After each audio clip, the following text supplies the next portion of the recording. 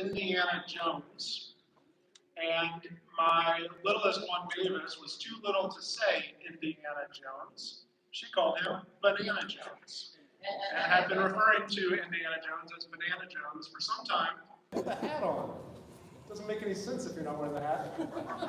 Micah came over because he is into native plants, and my wife is super into native plants, and he came over to either bring us some native plants, or take some, or a little of both, I don't know. Yeah, something like that. And my little 4-year-old Mavis saw this man in this hat and said, "It's Banana Jones!"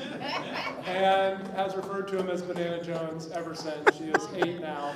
And I've worked very hard to get this nickname to stick, going as far as telling his coworkers at Art of Aquaria about it. They use it. I titled this because I come up with all the speakers, and then I send it off to the editor, which is now Micah.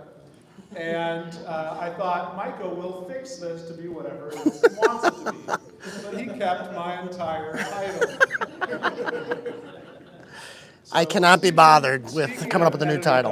Those of you that worked on this darter, hold your hands up. We got David, Matthew, Micah, the editor. It looks absolutely phenomenal. I can't wait to have a chance to actually really read it. But as soon as I got it, I had to skim through. Beautiful pictures, great format, lots of articles I look forward to digging into on Saturday morning while I drink coffee. Thank you. All right, that is my entire set of announcements. And so now, learn all about turtles. Let's do it. Let's get down to Banana Jones. Thanks, everybody. Didn't have the mic, so it didn't matter what you said. Doesn't freaking matter. All right.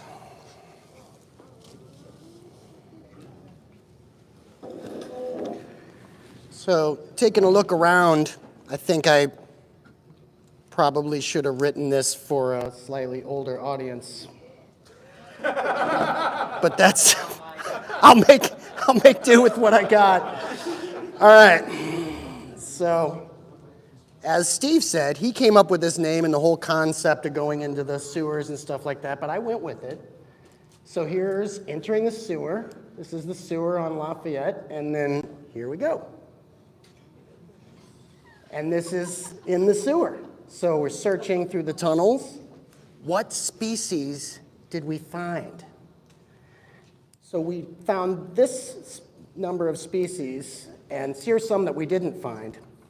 And that's the conclusion that I came to. Turtles don't live in sewers. We're learning. That's the important thing, is that we're learning.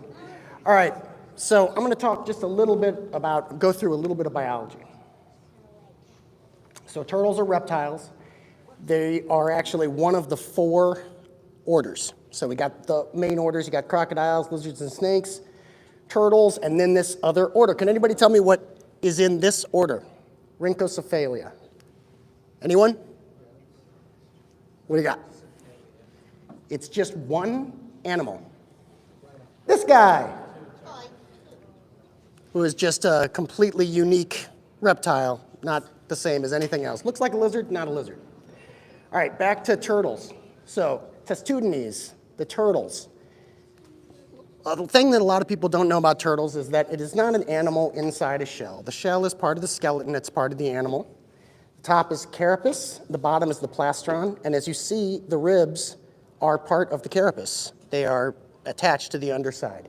So that's what a turtle looks like skeletally to some extent. There's a lot of variation that goes on here, but when you're talking about the carapace and the plastron, it's mainly bone and it's mainly cartilage and stuff like that. Skeletal things, one might say. We have doctors here, they know the words for that. 2 suborders of turtles, and when you're into turtle keeping of any kind, basically these are the 2 main divisions, and they're kind of important because they're very different. So the Pleurodira or Pleurodira, you'll hear them both depending on what part of the country you're in, are also known as the side neck turtles. These turtles cannot retract their heads, so they just go like this. The shell comes up and they're just like, and try to tuck it into the side.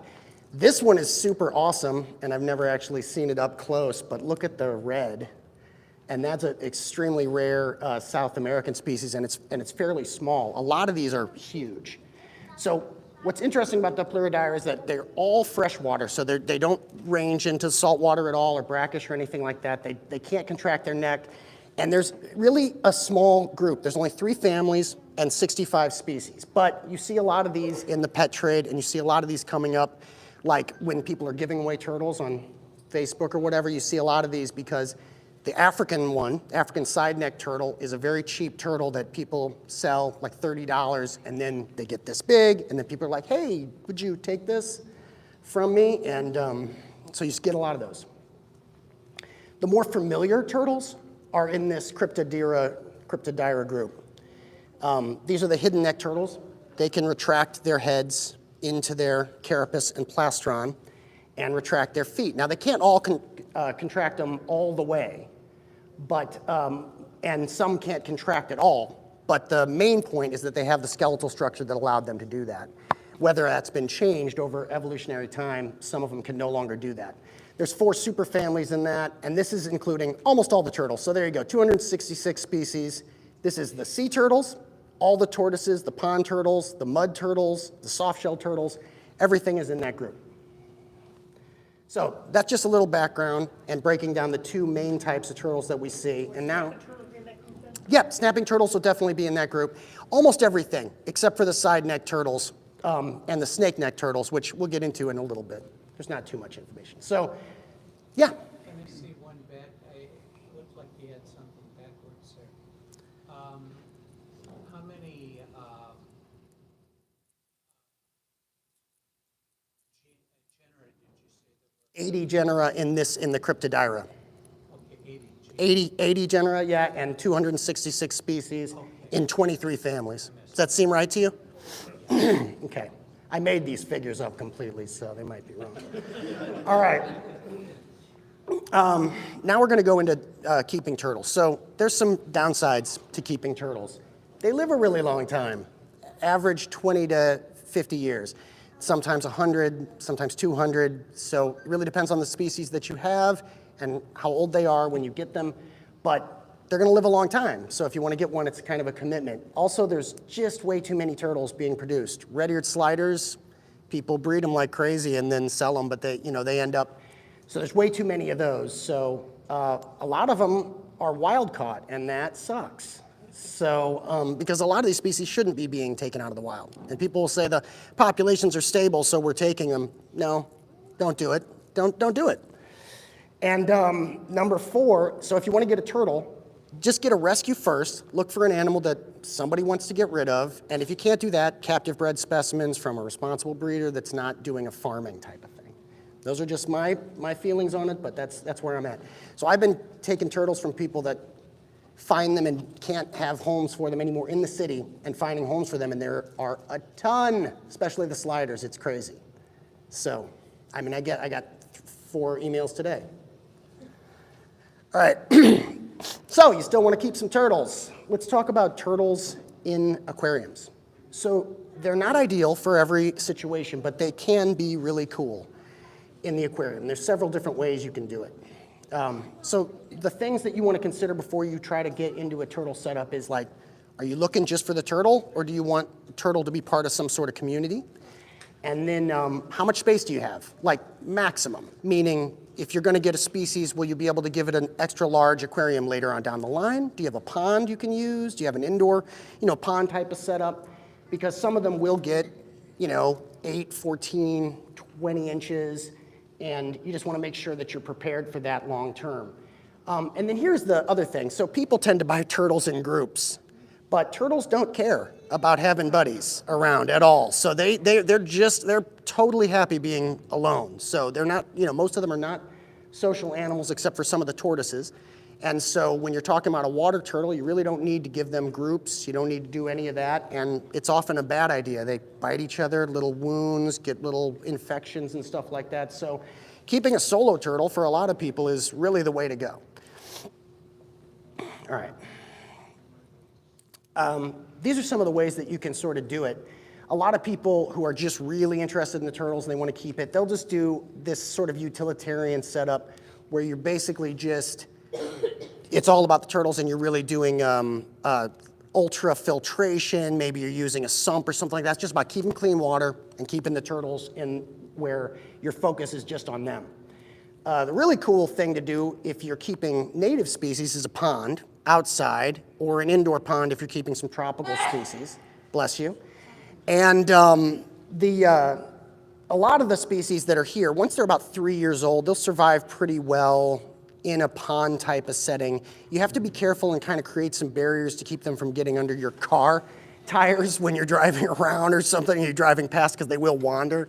But other than that, that's a really good way to do it.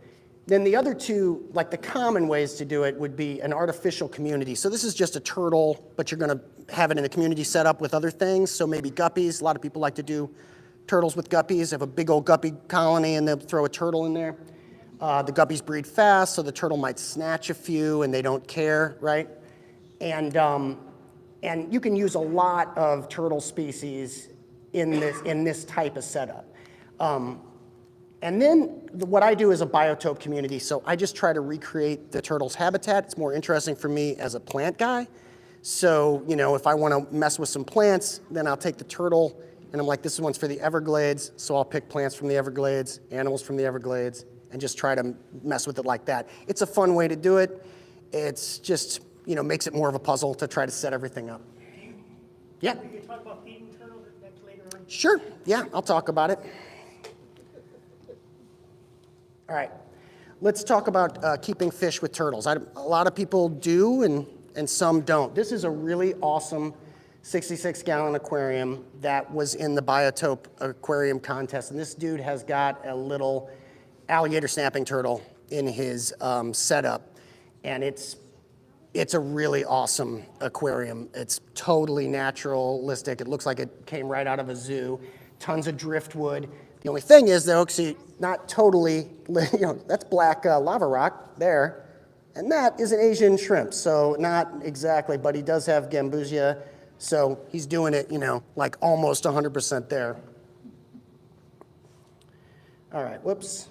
Uh-oh. All right, so just to talk about when you do decide to keep different species together. So David keeps a turtle, I keep some turtles, and I keep all of mine with other animals. So one thing I found is that if you have the right turtle species, you can use the turtle tank to rear shrimp. And it works really, really well because the turtles are extremely messy eaters and the shrimp just get everything. So the trick is to get a turtle that's really not a good hunter and then fill that tank with shrimp and then add the turtle and you know, next thing you know, it really works. But the general considerations, and this also goes for, there's a guy that does, that I had an article in the Darter by a guy that does turtles out of South Korea. And he also does this exact same thing. He has a ton of articles that he wrote about it, but they're not in English, but he has a ton of articles that he wrote about them.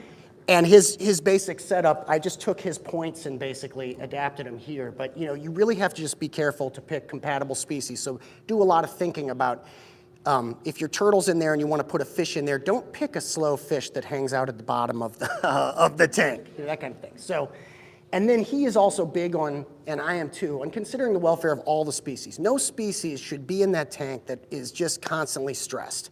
And that should really be the same for what we're doing with all of our tanks all the time. The tank has to have enough space for the turtle to be in there and the fish will be like, oh, that seems scary, but they've got room, they've got space, they feel like they can hide, they're good. And this brings us to what I do most often, which is using turtles as a centerpiece. This is my, you know, Florida tank, and it just has one turtle in it as a centerpiece, or two turtles, or three turtles. So when you're talking about keeping turtles, it's kind of like, are you a fish keeper who wants to keep turtles, or are you a turtle keeper who also wants to add fish? And that kind of depends, you know, it makes a big difference on how you set up your setups.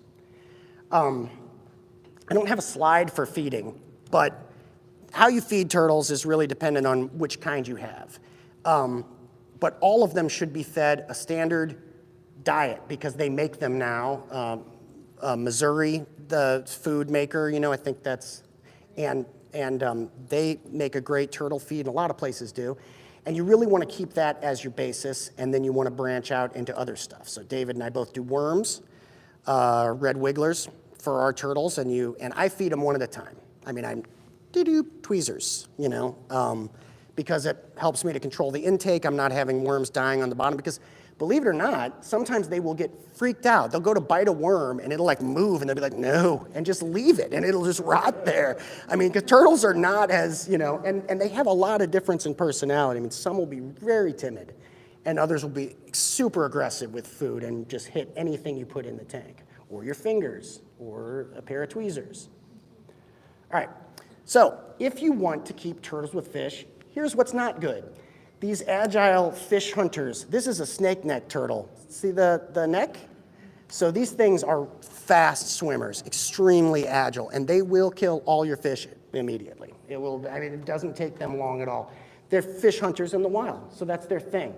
So keeping these kind of turtles, the focus should be on keeping turtles, and sometimes you can use much larger fish.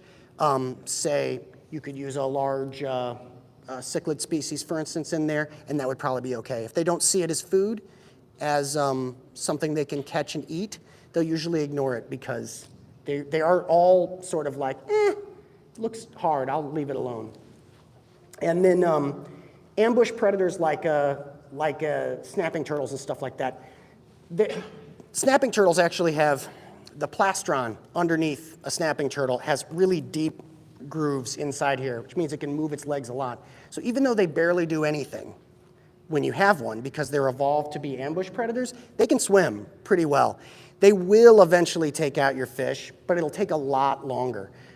So you can do this, but if fish is your focus, don't put your, your prize breeding fish in that tank, because some of them will get got. Tongue that wiggles it. They do, yeah. Some of them have a tongue that wiggles. Other ones have other adaptations, other kinds of snapping turtles, like the Australian ones, have other kinds of adaptations to draw fish in so they can all be ambush predators. All right, next up. These are the best turtles to keep with fish. So these are invertivores, right? Animals that basically are going to try to eat invertebrates.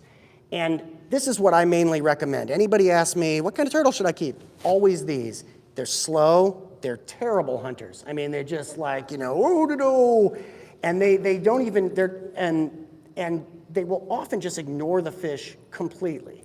So mud and musk turtles are the main ones that you can get, and some side necks. This is an African side neck.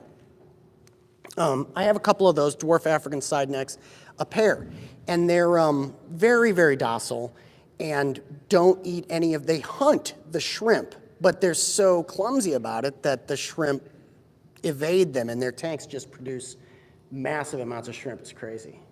So these are the top recommendations. Anybody trying to get a turtle, otherwise also, almost all of them in this group stay pretty small. So really manageable for an average home with a tank or whatever.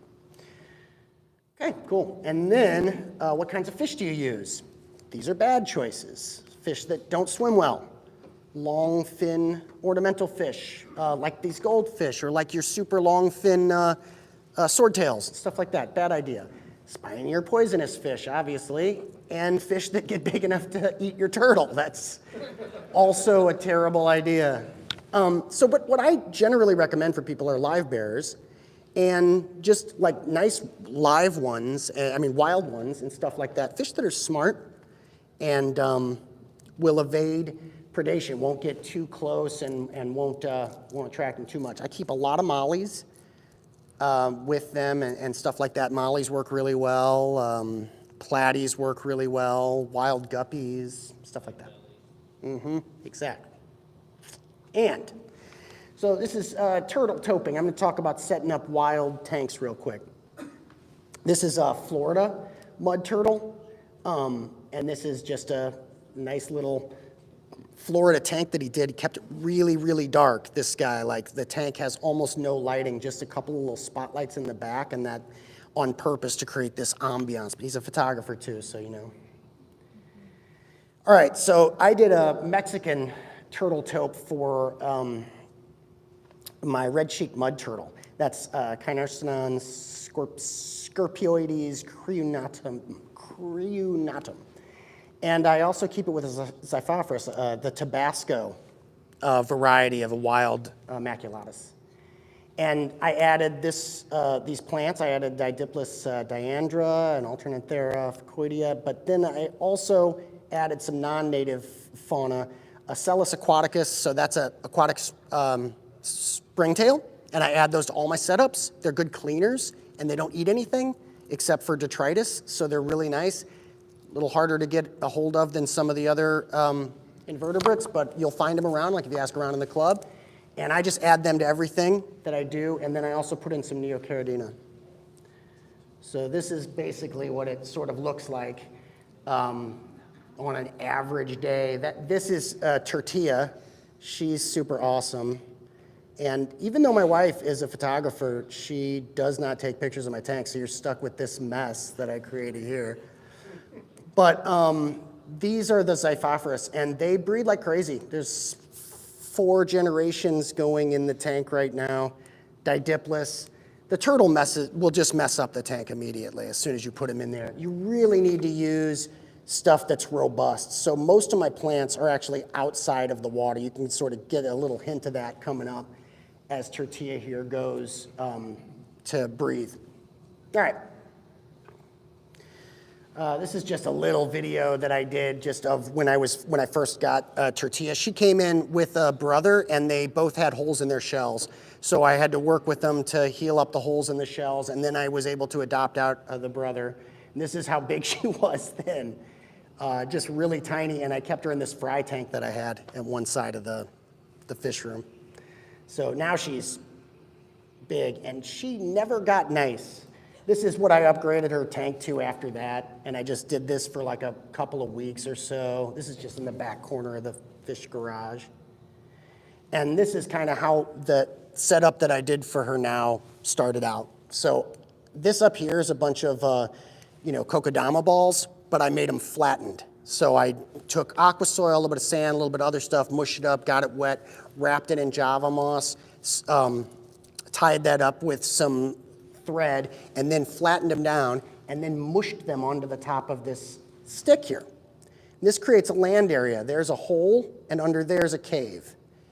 When you keep a turtle, you have to create a cave. You don't have to. It is your turtle will behave much more naturally and will be much more active if you give it a cave. It makes it feel secure. So in every tank that I create, I do a cave. So here I did these kokodamas, moving around, cave, breathing hole next to the cave, and a bunch of sticks. And I got some other pictures, just close-ups, I think, so you can sort of see the cave. It's actually quite extensive. It goes back to the end of the tank, and 75. And here's the first fill that I did. And then I let it just sit there for a while, didn't put her in it, and let these plants grow in.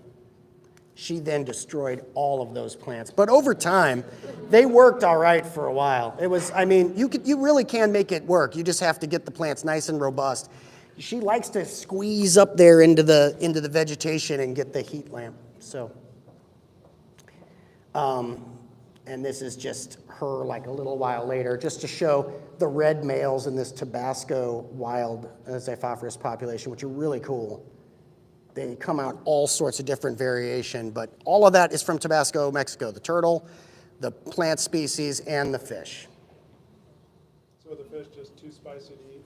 Yeah. Nice. Okay. So best first turtles. Like I was saying, you want to get those invertivore turtles. So these are the mud and musks. All of them stay small. All of them are pretty good with fish.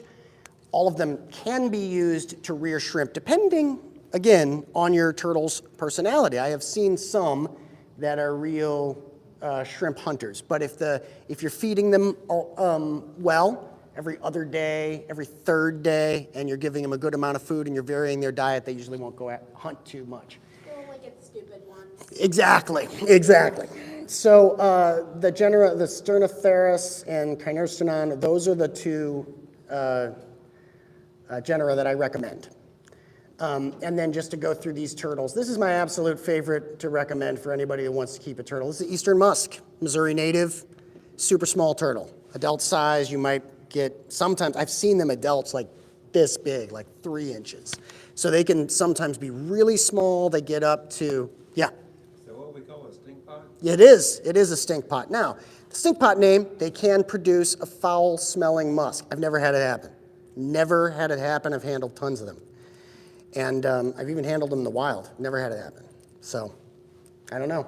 I mean, I guess it does happen. Maybe if I was being more threatening, I'm usually talking in a gentle voice to them. I picked them up out of the sink. And sure enough, it stinks. Yeah, I mean, they can produce the musk. I've smelled it in the zoo, but like never in my own tanks. So this is my top recommendation. They just really are the easiest to care for. And they're also good swimmers, and what that means is that you can keep them relatively deep, and that means you have more options for fish. As long as you give them platforms to get to the top, you could pretty much, I mean, I'll do them in a 75 that's full. As long as they have platforms to get to the top and get some air, that's fine. And then you can keep them with a real fish population, because they, in the wild, are, at various elevations. They're quite variable, and they, will go, they're good in the cold, they don't need heat. Excellent first turtle. Another one here, this is the razorback musk. Doesn't look like a razorback, but when they're little, their shells, the carapace is extremely pointed at the top and has like sort of ridges. So that's how they get their name razorback, but they actually lose that as they get older, and it sort of smooths out at the top as they grow. Really, really lazy, ambush predator, but for like snails. So, I've never had one even try to but they will eat your snails though, so you won't keep snails. Except for some of the larger stick snails I've found will survive with them, I guess, because they spend a lot of time under the substrate. This is a three-stripe mud turtle, and it's in a slightly different group. So these two here are Kinerstenon, and these two are Sternotheris. So this three-stripe is also very small, and the variation in the wild is really cool. Sometimes they'll have like extremely dark carapace, like very black. Sometimes it'll be bright yellow, those stripes, and you'll get bright yellow in the rings. So that's another good one. And then this one is the white lip mud turtle. Another one. This is in this area. That's it for these guys. The other ones are like, you're looking at like Florida-ish, and South America, Central America, and probably Georgia, maybe some in Florida there too. But, okay. Southern, as it were. This is just some video this is a terrible video of eastern musk turtle. I just wanted to show, this was the shrimp, baby shrimp, right in front of his face, right there. And they will be on them. They will walk around with the shrimp on their heads, just sitting there eating little specks of food, eating from the tips of their mouths. So again, that's why I recommend these ones. And this is the food that I feed them, like little floating pellets, and then I give them worms, and they just really slowly, anytime. And then this is why they're good for fish. Look at all the stuff falling out of his mouth. He will not retrieve any of that. That will just stay in that. So so again, keeping them without shrimp is a problem. The water gets super foul. But if you keep them with some scavengers that are going to eat that up, so I recommend shrimp. I recommend fish that will pick off the ground and won't be afraid. So the other turtle topes that I have in the fish room, which I just didn't have time to do photography on them or anything, are the African pond with the Pelusios nanus. That's the dwarf African mud turtle, is pretty cool. And then the Louisiana swamp with the Sternotheris. Future presentations on turtles? Maybe, probably not. Okay. That's it. You, this guy. Yeah. This may sound stupid, but they're Love big it. turtles. They all need some way to get out of the water and sit out Yeah. of the water. Yeah, well, okay. Basking is something that most turtles won't do, but you have to give them a place to bask anyway. Now, it can just be a floating piece, I mean, if they're good swimmers, if it's a good swimming turtle, like the stink pots, but you have to test it. So you get a baby stink pot or a young stink pot, and you put it in some water that's just a little high. And then what you do is you get some food, and you hold it over here at the top of the water. You let him know, and then you hold it over here and test. Will he swim to the food? Is he going to swim up there? Some of them will not. Like they're just like, and they try to walk towards it, find some way to walk towards it. But they can all swim. I mean, those ones can swim. They have the webbed toes like this. This is actually one of the closest relatives of the stink pot. And this is the coolest turtle, I think, in the world. Vampire musk turtle, amazing swimmer, forward and backwards, super agility, and has these really webbed toes. Well, if you look at the stink pots, they also have webbed toes. Those are good swimmers. The African mud turtles that I was talking about, the side necks, their feet are terrestrial feet. They got little nubby claws, so but they can also swim. They're buoyant, and they can also swim. So you just kind of need to test it. But that being said, they have to have some place to go rest when they're at the top of the water.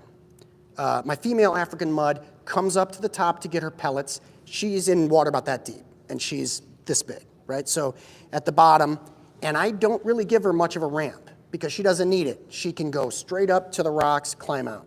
And I just give her a rock platform. And that's the same way I do. So I go get fieldstone from Kirkwood Material Supply because it's cheap. And then I create stacks to make a cave and then one rock out of the water. And that's it, heat lamp on top. And that's mostly what they need unless you need them to nest. If you need them to nest, you have to give them sand that's out of the water. So that's dry. But hold on. You were next. Yeah. What kind of filters? Okay, so some of the turtles are using Oase Biomasters. I like Biomasters with the pre-filter because you can clean the pre-filter separately from the main filter. So they also have heating capability, so if I'm doing a tropical turtle, then I can heat it. Or if my garage gets cold, which it does, I can heat it. The water if I need to. Usually I don't have to use the heaters, but the pre-filter on the Oases is awesome. Do you guys, any of you have Oases, the Biomasters? I mean, that feature itself is just, for something as disgustingly dirty as a turtle, you really, because I'll clean that pre-filter every, week usually. And not even worry about preserving the bacteria in the pre-filter. It doesn't matter. You have a bunch of filter media with bacteria in it. So I just pull it out, hose it down completely, and then put it back in. And that's great. I don't really have to clean the filter very often. It stays pretty clean. Yep. When I was a little kid, I had turtles. Cool. You could get them at the Five Guys store, right? Yeah.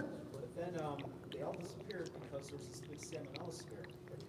Yeah. I guess because we didn't want to sit them. Yeah. What's the story today? With the salmonella score, don't lick them, I would say. Best bet, best practice, don't lick your turtles. Don't put them in your mouth.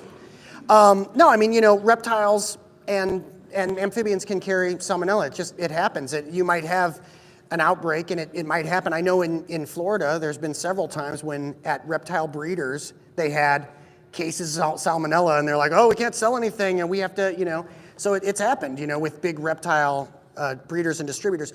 But what tends to happen then, this turtle scare when you were a kid, is probably a lot like the MSG scare that happened, I mean, you have a case, you have a couple of cases, parents freak out, like, no, hell no. And then pet stores are like, well, I'm not going to carry these turtles. I don't make much money on them anyway. So, I doubt it was like an epidemic, but parents got overly concerned. And I have yet to get digestively upset by my turtles. But again, no mouth contact with the turtles. Anyone? Any other questions? Yeah.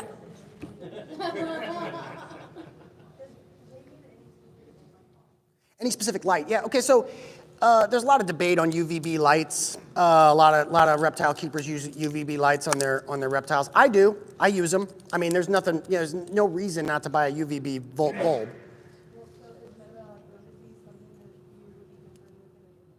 I mean, I guess it could be, yeah. I just make sure they have a super high calcium diet, and I'm giving them full spectrolight.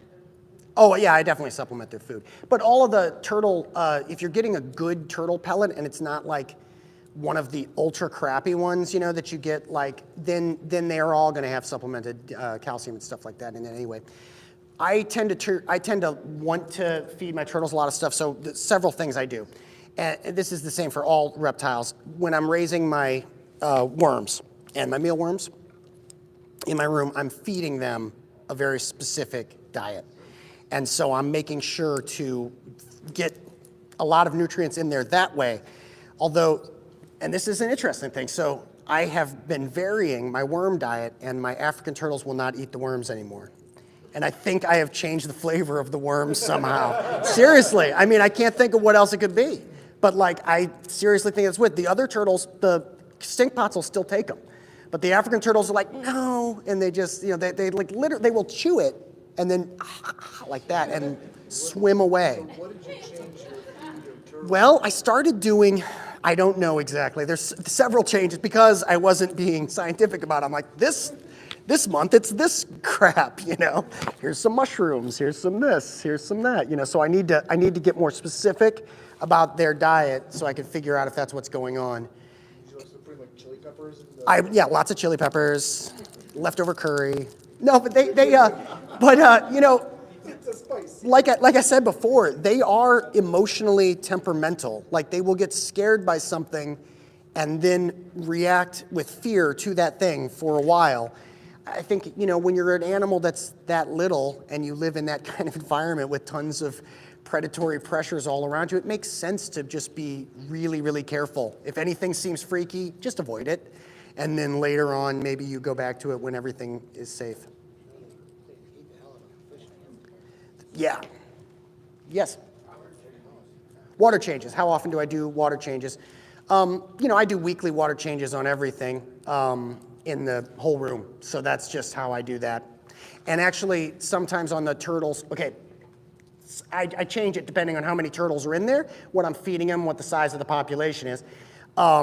Because I'm out in the fish room every day or other day, sometimes if I have like for instance, right now I have one tank that has several young eastern musk turtles. So on that tank, I do a water change every time I'm in the room.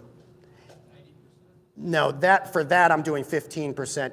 Normally on the turtles, I'm doing about 40% in a water change. I don't go full 50. Again, because my filtration regimen is high and I keep them sparsely populated with turtles. I don't overcrowd the turtles. Now, if for instance, last year, a bunch of turtles came in at once, I brought in several red-eared sliders, yellow-eared, a bunch of stuff at once. So what I do with that is a tub. I set up a tub system, and I'm essentially doing ultra filtration on it, and I'm doing massive water changes coming into the 80 or 90% because they're all producing waste at the same time. But in my setups, some of that extra waste is just being sucked up by plants, and the extra food is being eaten by all the creatures that are in there. Anything else? Does their diet have to have some live food? No, I don't think so. I mean, I think a lot of people, you could probably do it. Yeah, you can. I mean, the foods are good. I would still try to vary your pellets, you know, because why not? Like maybe do 2 or 3 different types of pellets, or you know, do one for a while, then next time buy another one, because there are several good brands. But you don't always need to do live food. And the easiest way to do live food, if your turtles aren't total jerks who reject your worms, is the worms.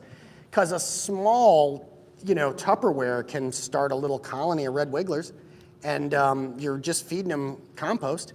And then you have, you know, I mean, it can sit, it doesn't smell or anything, you know, I mean, you just, you know, so it's, that's really the easiest way to go. Crickets and stuff are just annoying to keep and breed. Are there frozen foods like there are? Oh, for sure. I mean, and you don't need special frozen foods either. One of the things that I do is the same that I would recommend for axolotls. You get a dish and you put it at the bottom of your tank. You sort of like a little small saucer for a potted plant. You kind of twist it so it's mostly in the ground, and then you can defrost bloodworms and set them on the dish. Turtle will come up and eat all the bloodworms right out of the dish. So that's how you can use those.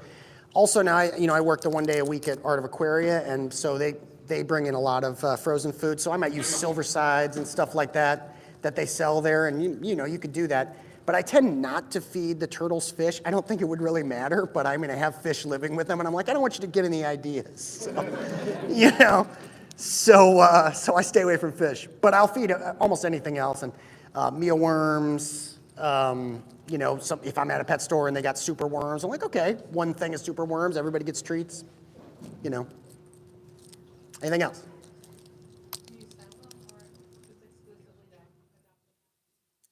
Yeah, I don't charge for them. Sometimes I do charge, well, that's not true. I mean, I don't charge profit for them, but sometimes I do charge a little bit because I'm buying food and housing them for a long time. So I look at that as more of a like, hey, give me a little bit, and I'll throw it back in to the thing. We just took in some more not too long ago. So I have 3 stink pots right now. That are looking for homes, or at least 2. I think somebody's spoken for 1, but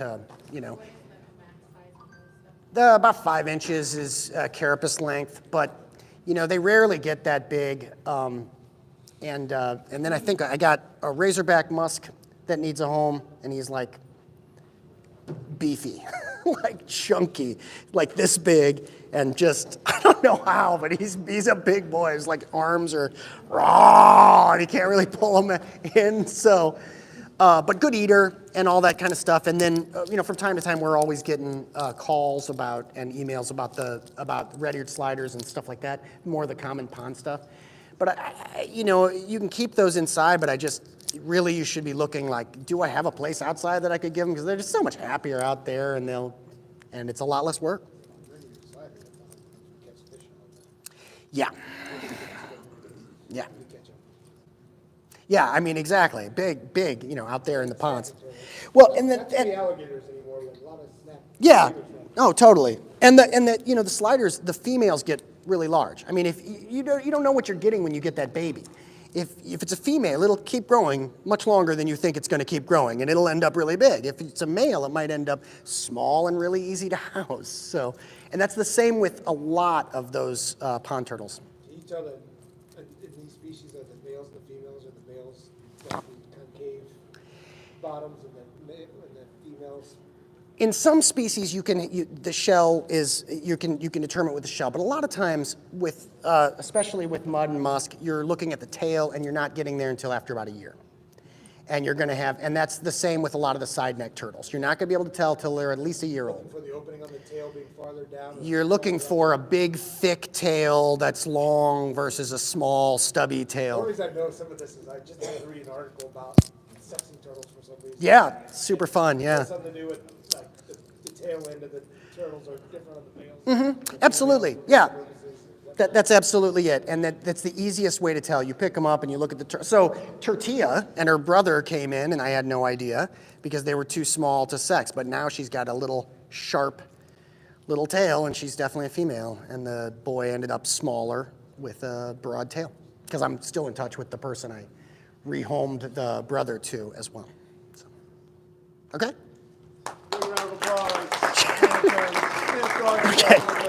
Yep. Thanks, everybody. I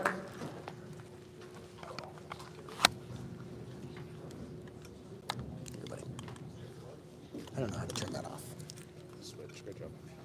Did I take too long? I'm sorry.